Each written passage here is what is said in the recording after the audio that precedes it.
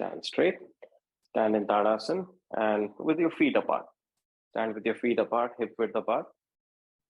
Now this is where, as you stand, get that buttock grip and have your legs firm. Top buttock push downwards, firm grip at the buttock region to lift the front, lower abdomen ascending upwards. We are going for upright back arch. Now in this, as you start to arch backwards, there is slight forward, there's a slight forward push involved over there, okay? But that push should not result into dullness at the back. We will have a taller lift, and from that lift, as you start to arch back, to maintain that balance, there's a slight forward going action from your legs, okay? But if the lift is missing, if there is dullness at the hips, we'll just bend with a shortened back. It's collapsed arch. We want that arch to become taller as we arch there.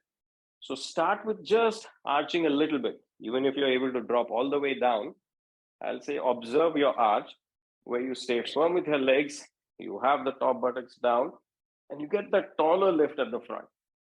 So taller lift, and for that lift, your legs are firm, the buttocks are tucked in stronger so that you have a lift here.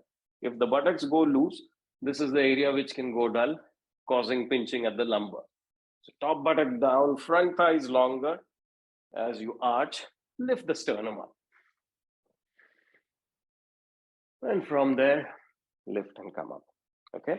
So you're arching only that much where you're keeping your legs firm and strong. Recover. Stand straight, shoulders roll back, allow your arms to descend. Center chest up, breathe. Okay. Finally, the legs do bend later on as we proceed, okay? But from here, as soon as, if we start bending with the legs bent right at first, then as I said, we lose the connected effort there. So have that firmness in the leg, have the buttock tucked in stronger, sharper as you start to arch. Now, find out that point till where you need to keep your, that point till where you can keep your legs straight. You can go for this length and opening. And beyond this point, as you start to arch a little bit, you can start allowing those knees to bend a bit. And then as you come up with that control, you can come up, okay? So arch in that manner, chest up. And then straight legs, and from there, lift yourself up, okay? Now you're trying to go further. Inhale, arch.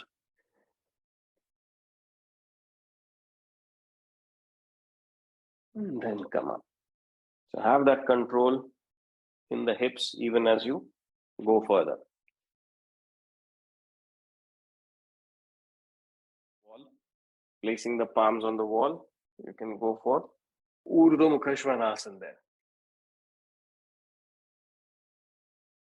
Just take 2 bricks and have that height for your Urdhva Mukha.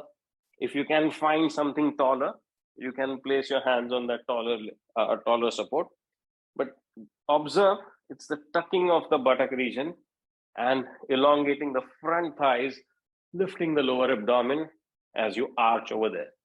It's a taller arch, whether the toes anchored or you're going on the metatarsals.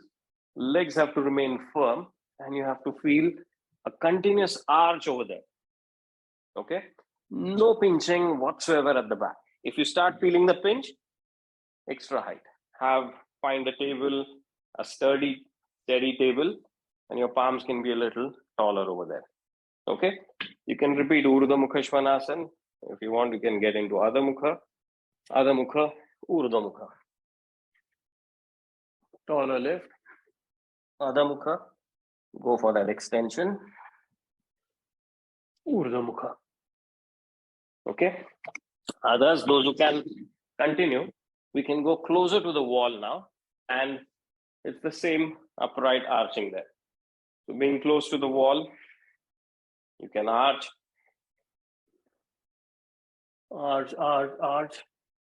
lift up. You can arch further.